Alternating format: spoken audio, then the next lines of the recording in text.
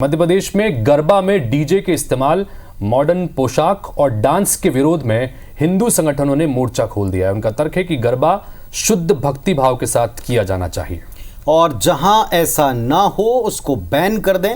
इस विरोध को मॉरल पुलिसिंग माने या फिर संस्कृति को लेकर संवेदनशीलता, ये सवाल भी उठा। और दूसरी तरफ ग्वालियर में बांग्लादेश के साथ होने वाले क्रिकेट मैच का हिंदू महासभा, जो अक्सर सुर्खियों में रहती है अपने एक्ट को लेकर, उन्होंने विरोध शुरू कर दिया। मध्य प्रदेश में क्या एक नए किस्म का हिंदूवाद या नए तरह की हिंदू आक्रामक पॉलिटिक्स का उदाहरण है ये? एक रिपोर्ट देखिए जरा इस पर।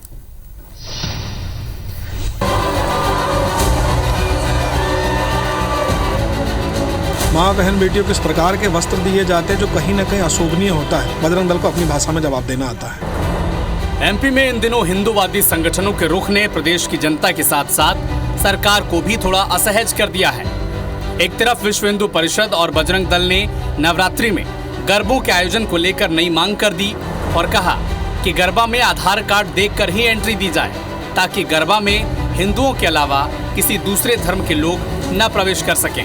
जबलपुर में विश्व हिंदू परिषद और बजरंग दल ने सभी 42 प्रखंड और सभी पुलिस थानों में विरोध प्रदर्शन कर ज्ञापन भी सौंप दिया। आधार कार्ड देखकर एंट्री के अलावा अश्लीलता रोकने, फूहड़ फिल्मी गानों और अशोभनीय कपड़े रोकने की भी मांग ज्ञापन में की गई है। हमने देखा कि अनेकों बॉलीवुड के गाने पे गरबे कराए जाते हैं।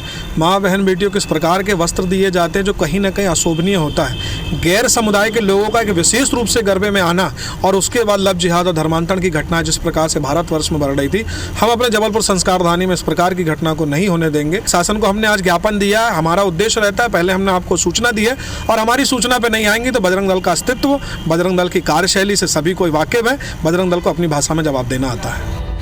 इधर ग्वालियर में होने वाले भारत बांग्लादेश T20 मैच को रद्द कराने की मांग को लेकर हिंदू महासभा ने 6 अक्टूबर को ग्वालियर बंद की घोषणा की है।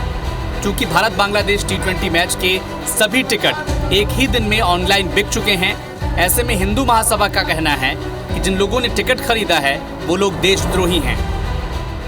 हमने जगाया है, अब लोकतांत्रिक तरीके से हम फिर पुनः 6 अक्टूबर को सुबह से लेकर दोपहर 1 बजे तक का लश्कर बंद करेंगे। वो राष्ट्रद्रोही होंगे जिनको बांग्लादेश से प्रेम होगा, जो हिंदुओं की अपमान करने वाले होंगे, उनसे जिनको प्रेम होगा वो मैच के टिकट ले रहे होंगे, लिए होंगे। इधर कांग्रेस ने गरबे को लेकर प्रशासन की गाइडलाइन के पालन होने की बात दोहराई है, तो बांग्लादेश के मामले में सरकार की विदेश नीति पर सवाल भी उठाए हैं, जबकि बीजेपी ने सरकार का पक्ष साफ कर दिया है। ये तो एक नितांत अपना निजी विषय है। हम किस तरीके से गरबा करते हैं, किस तरीके से नहीं करते हैं, जो भी इन्हें ऑर्गेनाइज करें, एक स्ट्रिक्ट रूल्स और रेगुलेशन बनना चाहिए। उसके अंतर्गत इस तरह के कार्यक्रम होना चाहिए। देखिए, गरबे को लेकर जो भी स्पष्ट गाइडलाइन सरकार की प्रशासनिक तौर पर स्थानीय स्तर पर तय की जाती है, उसका पालन करना चाहिए और उसमें इस प्रकार के यदि लव जिहाद इस तरह के मामले आते हैं उसको संज्ञान में लिया जाता है और संस्थाओं से कहा भी जाता है कि इसकी जांच पड़ताल करके व्यवस्थित और सुरक्षा की दृष्टि से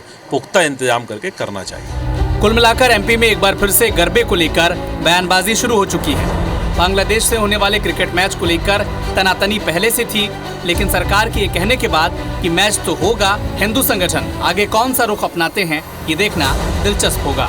जबलपुर से विजेंद्र पांडे और ग्वालियर से नासिर गौरी, IBC 24।